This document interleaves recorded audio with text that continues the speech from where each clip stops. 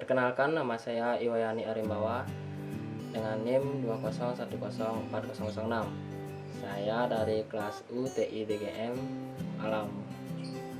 Jadi saat ini saya akan membawakan materi mendengarkan dengan baik. Bagaimana cara kita mendengarkan dengan baik? Mendengarkan hal apa yang ingin disampaikan orang lain terhadap diri kita. Karena setiap hari kita pasti mendengarkan orang berbicara, kita bercakap dengan siapapun, kita pasti ada sesi mendengarkan sebelum kita juga berbicara dengan lawan bicara kita. Di sini saya akan membagikan teknik cara mendengarkan dengan baik. Jadi seperti apa cara tekniknya? Oke, nomor 1. Tataplah lawan bicara Anda, melihat lawan bicara, mengikuti gerakan mereka, membaca bahasa tubuh. Nah, seluruh proses mendengarkan dimulai dari mencurahkan perhatian penuh pada lawan bicara Anda dengan cara melihat mata lawan bicara Anda, gerakan mereka, membaca bahasa tubuh. Dengan cara seperti itu, maka orang lain akan nyaman berbicara dengan Anda. Pikiran berfokus kepada pembicara, peka dan selaras dengan emosi lawan bicara saat berinteraksi dengannya. Jangan lakukan pekerjaan lain. Dengan melakukan pekerjaan lain seperti bermain HP, maka orang yang berbicara dengan Anda merasa tidak dihargai. Seakan-akan berbicara dengan Anda hanya membuang-buang waktu saja. Oke, sekarang kita lanjut nomor 2. Jangan menginterupsi. Kebanyakan orang bereaksi buruk ketika diinterupsi. Itu membuat mereka merasa tidak dihormati. Mengapa? Karena siapapun jika sedang berbicara, Anda menyela pembicaraannya, maka orang yang berbicara dengan Anda akan merasa tidak dihormati. Biarkanlah lawan bicara Anda menyelesaikan apa yang ingin disampaikan. Setelah itu barulah Anda berbicara. Seperti itu. Nomor 3. Berfokuslah untuk memahami. Pernahkah Anda mengamati betapa cepatnya kita melupakan apa yang kita dengarkan? Bahwa kebanyakan orang hanya dapat mengingat 50% dari apa yang mereka dengar segera sesudah mendengarkannya. Seiring berjalannya waktu, daya ingat mereka terus menurun.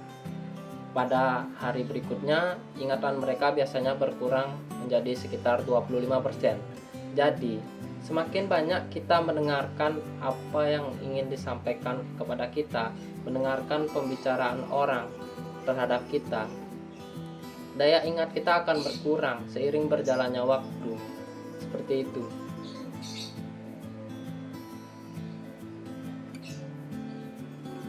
Nomor 4.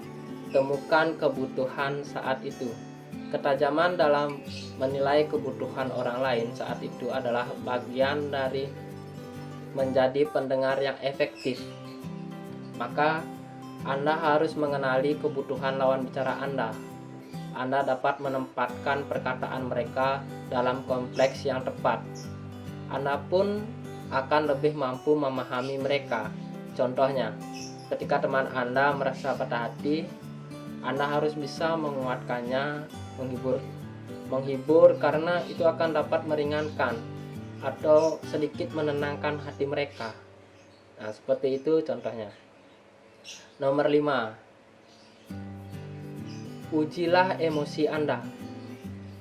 Setiap kali Anda menjadi sangat emosional saat mendengarkan orang lain, ujilah Anda, terutama jika reaksi Anda terlihat emosi berlebihan.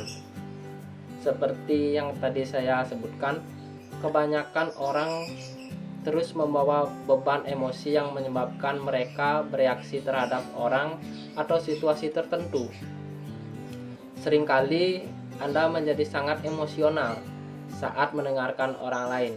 Ujilah Anda, terutama jika reaksi Anda terlihat emosi berlebihan. Tentu tidak ingin lawan bicara Anda yang tidak tahu apa-apa itu menjadi sasaran pelampiasan emosi Anda. Seperti itu. Nomor 6. Tundalah penilaian Anda. Pernahkah Anda mendengarkan orang lain berbicara dan menanggapinya sebelum ia selesai? Hampir setiap orang pernah mengalami jika sedang menjadi pendengar. Faktanya, ketika Anda berbicara dengan orang lain, Anda tidak bisa menanggapi sebelum mendengarkan sampai akhir cerita. Jika tidak dapat mendengarkan cerita dalam tempo yang panjang, sampaikan apa hal terpenting yang ingin mereka sampaikan. Nah, kita bisa menyampaikan bisa menanyakan hal apa yang terpenting yang ingin Anda sampaikan kepada saya. Seperti itu. Nomor 7. Bertanyalah untuk memperjelas. Jika Anda ingin menjadi pendengar yang efektif, jadilah reporter yang baik, bukan jadi reporter yang berpaku pada mikrofon dan menyemburkan pertanyaan pada pembicara, melainkan reporter yang sopan menindaklanjuti pertanyaan dan mencari kejelasan. Dengan menjadi reporter yang baik, maka ia akan mampu mengajukan pertanyaan yang bagus. Intinya Anda harus berfokus kepada pembicara, dengarkan apa yang ingin dia sampaikan, baru Anda bisa menyimpulkan pertanyaan yang bagus tentang mengenai hal tersebut. Seperti itu. Nomor 8. Jadikan mendengarkan orang lain sebagai prioritas Anda. Hal terakhir yang harus diingat saat mengasah kemampuan mendengarkan adalah menjadikan sebagai prioritas. Sesibuk atau setinggi apa Anda dalam organisasi.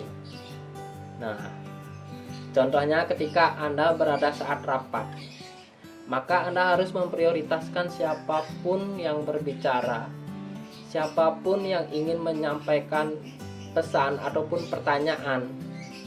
Anda harus menghargainya. Mau itu atasan, teman. Nah, seperti itu.